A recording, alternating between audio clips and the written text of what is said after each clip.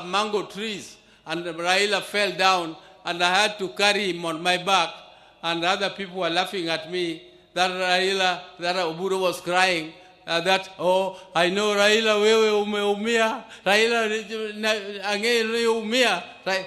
But there it was, and the other one was in Germany. He met that accident, but he was a very brave man.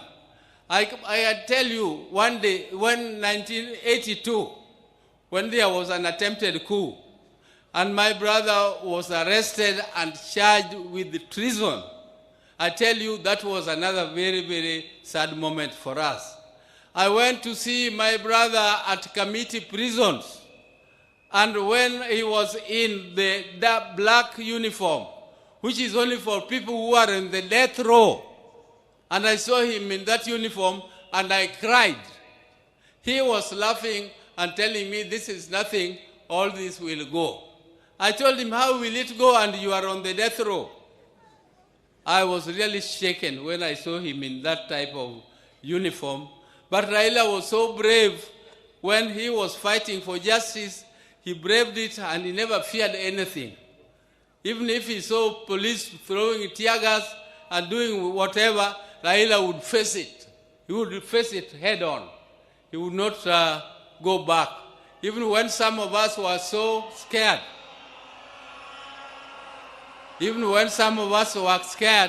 Raila would go ahead and continue.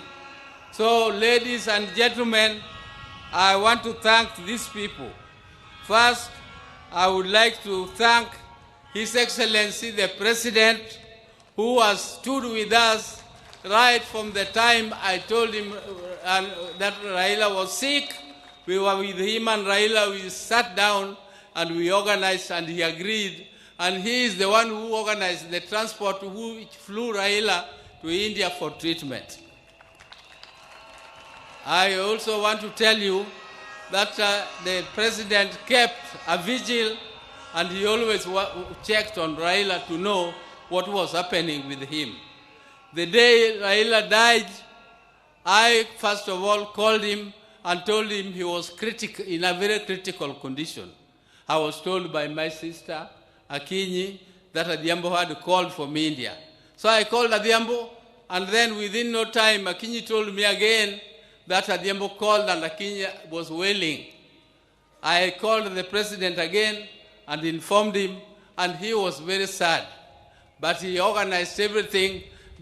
All this arrangement would have been too heavy for the family. I don't know whether I would have not collapsed if this was placed on my shoulder to take care of this big crowd here. Thank you, Your Excellency. Thank you. I also want to thank the chairman of the National Funeral Committee, Professor Kithure Kindiki, who tirelessly worked and made sure that everything was organized and well arranged.